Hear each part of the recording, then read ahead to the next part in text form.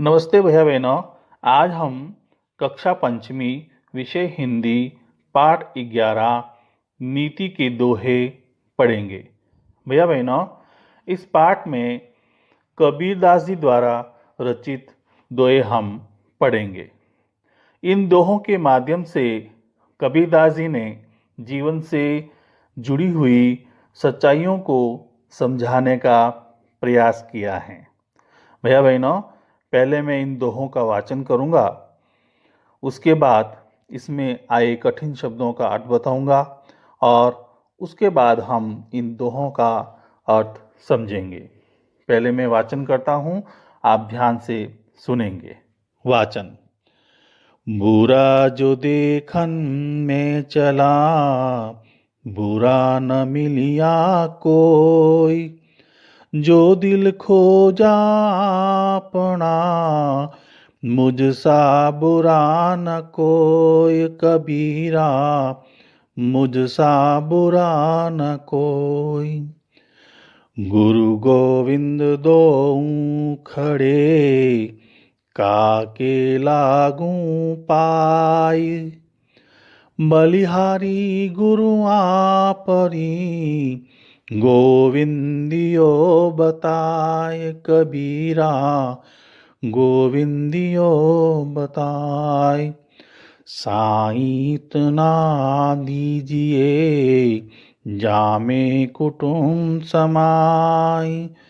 मैं भी भूखा न रहूं, साधु न भूखा जाए। कबीरा, साधु न भूखा जाए। इस प्रकार भैया बहनों, मैंने सस्वर इन दोहों का वाचन किया। अब हम इनमें जो कठिन शब्द हैं उनका अर्थ जानेंगे। पहला शब्दार्थ है देखन। देखन का अर्थ होगा देखने। दूसरा शब्दार्थ है मिलिया। मिलिया का अर्थ होगा मिला। तीसरा शब्दार्थ है कोई। कोई का अर्थ होता है कोई भी। अगला शब्दार्थ है खोजा। खोजा का अर्थ है खोजना। और अगला शब्दार्थ है आपना। आपना का अर्थ होता है खुद का। इस प्रकार भैया बहनों, इस दोहे के अंदर जो कठिन शब्द थे उनका मैं अर्थ बताया। अब हम इस दोहे का अर्थ जानेंगे। बुरा जो देखन में चला। भैया बहनों, आप भी स्वर इसको याद कर सकते हैं बोल करके, जैसे मैंने बोला। बुरा जो देखन में चला, बुरा न मिलिया कोई। जो दिल खोजा अपना, मुझसा बुरा न कोई। भैया बहनों, इसमें बताया गया है, कबीरदास जी कहते हैं कि मैं बुरा व्यक्ति देखने के लिए संसार में भटका, लेकिन मुझे कोई बुरा व्यक्ति नहीं मिला। जब मैंने अपने अंदर झांक कर देखा तो पता चला कि संसार में मुझसे बुरा कोई नहीं है, अर्थात कोई बुरा व्यक्ति नहीं है। जो दिल खोजा अपना, मुझसा बुरा ना कोई। यानी संसार में मुझसे बुरा कोई और व्यक्ति है ही नहीं। अर्थात हमें हमेशा जीवन में दूसरों की ही बुराइयों को देखते हैं, स्वयं की बुराइयों को नहीं देखते हैं। यदि हम अपनी बुराइयों को ही समाप्त कर देंगे तो हमें कोई भी बुरा नज़र नहीं आएगा। इसलिए भैया बहनों, सबसे पहले हमें अपनी बुराइयों को समाप्त करना है, तो हमें कहीं भी दूसरी जगह बुराइयां नज़र नहीं आएगी। अगला दोहा है, गुरु गोविंदो खड़े काके लागू पाए। बलिहारी गुरु आपरी, गोविंदियो बताए। भैया बहनों, इस दोहे में जो कठिन शब्द आए हैं, पहले हम उसके बारे में जानकारी प्राप्त करेंगे। पहला शब्दार्थ है गुरु। गुरु का अर्थ होता है मार्गदर्शक। दूसरा शब्दार्थ है गोविंद। गोविंद का अर्थ होता है ईश्वर। अगला शब्दार्थ है दोऊ। दोऊ का अर्थ होता है दोनों। अगला शब्दार्थ है काके। काके का अर्थ होता है किसके। पाय। पाय का अर्थ होता है पाँव। लागू। लागू का अर्थ होता है लगना। बलिहारी। बलिहारी का अर्थ होता है न्योछावर। आपरी। आपरी का अर्थ होता है आपके। बताए। बताए का अर्थ होता है बताना। इस प्रकार इस दोहे के अंदर जो कठिन शब्द आए थे उनके बारे में हमने जाना। अब हम इस दोहे का अर्थ जानेंगे। गुरु गोविंद दोऊ खड़े काके लागू पाए। कबीरदास जी कहते हैं कि मेरे सामने गुरु और ईश्वर दोनों ही खड़े हो और मैं इस दुविधा में हूँ कि मैं किसको पहले प्रणाम करूँ।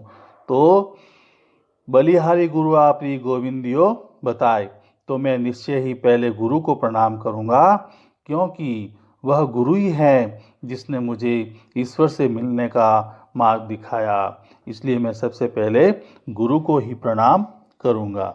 इसलिए भैया बहनों बताओ, दोनों में ईश्वर और गुरु में बड़ा किसको बताया गया है? हाँ, गुरु को। अच्छा बताओ क्यों बताया गया है? बहुत अच्छा, क्योंकि गुरु ही ईश्वर तक पहुंचने का मार्ग दिखाते हैं।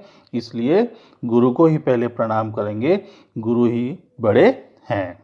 अगला दुआ है, साईं इतना दीजिए जामे कुटुंब समाए, मैं भी भूखा न रहूं साधु न भूखा जाए।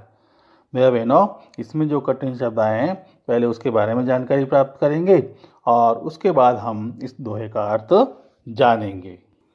पहला शब्दार्थ है साईं। साईं का अर्थ होता है ईश्वर। जामे, जामे का अर्थ होता है जिसमें। कुटुंब, कुटुंब का अर्थ होता है परिवार। साधु, साधु का अर्थ होता है सज्जन। जाय, जाय का अर्थ होता है जाएं। इस प्रकार इस दोहे के अंदर जो कठिन शब्द आए थे उसके बारे में हमने जाना। अब हम इस दोहे का अर्थ जानेंगे।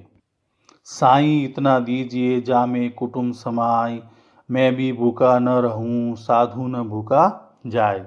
भैया बहनों, इसमें बताया गया है कि ईश्वर से प्रार्थना करते हुए कबीरदास जी कहते हैं कि मुझे सिर्फ इतना ही दीजिए, हे ईश्वर मुझे इतना ही दीजिए जिसमें मेरे और मेरे परिवार का पालन पोषण हो जाए। साईं इतना दीजिए जामे कुटुंब समाय। कुटुंब का अर्थ होता है परिवार, यानी मेरे परिवार का पालन पोषण हो जाए और मैं भी भूखा न रहूं साधु न भूखा जाए, और मेरे घर से कोई भी साधु या सज्जन व्यक्ति निराश होकर न लौटे। हे ईश्वर मुझे इतना दीजिए कि मेरे परिवार का पालन पोषण भी हो जाए और मेरे घर पे जो साधु सज्जन व्यक्ति कोई भी आए वो भूखा न जाए, अर्थात निराश होकर के न जाए।